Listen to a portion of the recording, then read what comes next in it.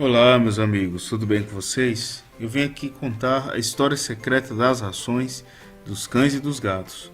Bom, vocês já sabem, eu sou Edgar, sou médico veterinário, minha formação é pela Universidade de Brasília e fiz mestrado no Sena USP. Bom, quero falar antes de começar esse vídeo sobre a parceria dos canais NPDog, que é o meu canal, com o canal Primeiros Socorros para Pets, que é da doutora Patrícia. Nós estamos fazendo um trabalho conjunto, montando uma dieta lá para um cachorrinho que está lá com ela. Eu estou formulando a dieta e ela está aplicando e mostrando nos vídeos dela lá o desenvolvimento do Branquinho, que é um cachorrinho pitbull filhote. Bom, quero que vocês tenham a mente aberta com relação a essa história, porque em poucos lugares ela foi contada e sempre a gente escutou aquele mantra de que os cães são onívoros, ou seja, eles podem comer uma quantidade muito grande de carboidratos, de grãos, etc. Como que começou isso da indústria de alimentação para cães e para gatos também? Começou em 1960 aproximadamente com um senhor chamado James Pratt. O que acontecia naquela época? James Pratt viajava muito entre os Estados Unidos e a Inglaterra, e numa dessas viagens ele viu uns marinheiros jogando os biscoitos secos para uns cachorros comerem. E que biscoitos secos eram esses? Bom, as viagens dos marinheiros eram muito longas e eles corriam risco de adoecerem com uma doença chamada escorbuto, que é uma doença que causa hemorragias, etc., por falta de vitaminas. Então, se eles levassem frutas na viagem para combater o escorbuto, as viagens eram longas naquela época e as frutas iriam se estragar. Então eles desenvolveram esses biscoitos enriquecidos com vitaminas. Esses biscoitos duravam bastante tempo e eram esses os biscoitos que estavam sendo jogados lá para os cachorros. E o James Pratt viu aquilo e pensou: vou patentear uma fórmula de biscoitos para cachorro. E ele fez isso. Bom, a Primeira Guerra Mundial ela afetou a indústria pet, que começou lá com James Pratt. Foram surgindo outras indústrias de alimentação pet. E a Primeira Guerra Mundial afetou por quê? Os exércitos aliados aos Estados Unidos precisaram de uma grande quantidade de cavalos para lutar lá no fronte de batalha na Europa. E os Estados Unidos não tinham no exército deles como fornecer esses cavalos, então ele pegou emprestado cavalos de diversos fornecedores e mandou para a Europa.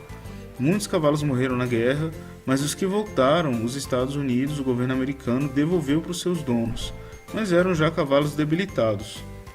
O que esses donos pensaram em fazer? Vamos abater esses cavalos e vender como comida enlatada para pets. E foi isso que aconteceu, e isso aconteceu até a década de 50, quando teve muita discussão no Congresso americano e foi necessário criar uma lei para proibir o uso de carne equina na alimentação de pets, porque os cavalos não são animais de produção, são animais de companhia e de trabalho. A Segunda Guerra Mundial alterou a indústria de alimentação pet de outra forma. Até a Segunda Guerra Mundial, a comida era basicamente enlatada, mas daí ocorreu na verdade o racionamento do uso de metais e os metais foram direcionados para os materiais bélicos. Como a alimentação pet não era uma prioridade naquela época, foi proibido o uso de metais para enlatar comida de cães e gatos. E aí voltou-se a utilizar os biscoitos secos que poderiam ser empacotados. E na década de 50 surgiu o processo de extrusão das rações, que é um processo usado até hoje. Eu recomendo que vocês assistam, tem no YouTube o vídeo, O Segredo das Coisas, Comida de Cachorro e Gatos. É do Discovery Channel, tá no YouTube, é só vocês procurarem. É um vídeo muito bom e mostra como que o processo de produção de rações é extremamente industrializado. E aí, como que as pessoas foram convencidas a comprar ração e parar de dar alimentação natural para os animais?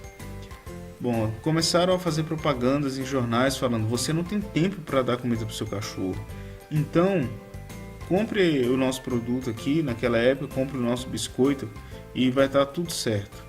Depois os anos foram passando, começaram a usar os rádios e a televisão para falar que assim, você não sabe alimentar o seu cachorro, então além de não ter tempo, você não sabe, compre os nossos produtos. E começaram a chamar veterinários para falar assim: olha, é um perigo você dar alimentação natural para o seu cachorro, você tem que dar sempre uma ração, e eu aprovo essa ração e tudo mais.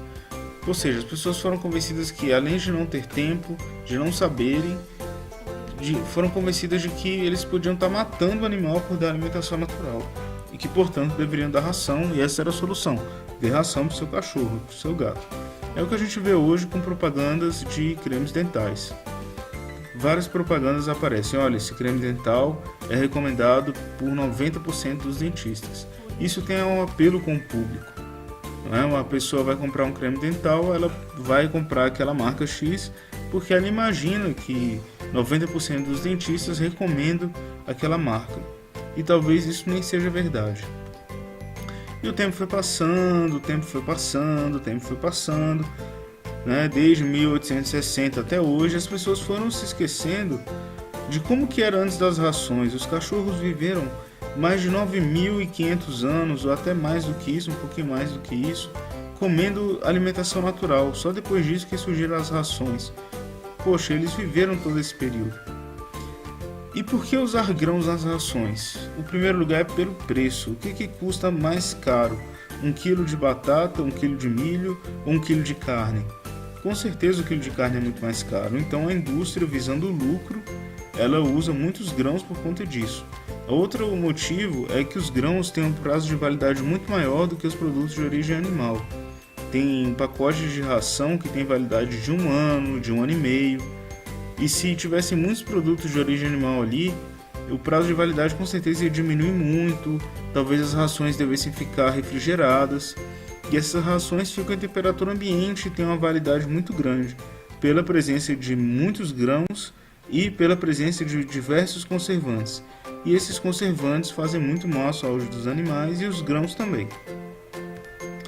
E aí, com relação aos ingredientes, o que acontece? A gente tem que o que não serve para canja nem para salsicha entra na ração dos cachorros. São subprodutos da indústria de grãos e abatedouros, ou seja, aquilo que os humanos não vão utilizar e que antigamente era descartado, era jogado fora e ia virar adubo, foi passado a ser ingrediente de ração. E nos ingredientes, a gente nunca tem que os ingredientes são vísceras, são carnes de ossos, são arroz, são carne. Sempre tem uma palavrinha junto. Tem farinha de vísceras, farinha de carne e ossos, quirera de arroz, hidrolisado de carne. Nós não comemos nenhum desses ingredientes. Nós não comemos farinha de vísceras, nem farinha de carnes, etc. Comemos as vísceras, comemos as carnes, comemos o arroz, né? São sempre produtos de baixa qualidade que são usados nas rações dos animais. Eu recomendo que vocês assistam esse documentário que tem no Netflix, chamado Pet Food. Ele explica lá amplamente como que funciona essa indústria, explica sobre a alimentação natural, explica sobre os ingredientes utilizados e diversas outras coisas. Vale muito a pena assistir esse documentário. E bom, que tal montar uma dieta completamente balanceada para o seu cachorro? Uma dieta natural, uma dieta que vai substituir a ração. Eu posso fazer isso, eu posso te auxiliar prestando esse serviço de consultoria. No final dessa apresentação tem o meu e-mail, ou você pode deixar um comentário aqui nesse vídeo e eu vou prestar esse serviço de consultoria montando uma dieta específica para o seu animal.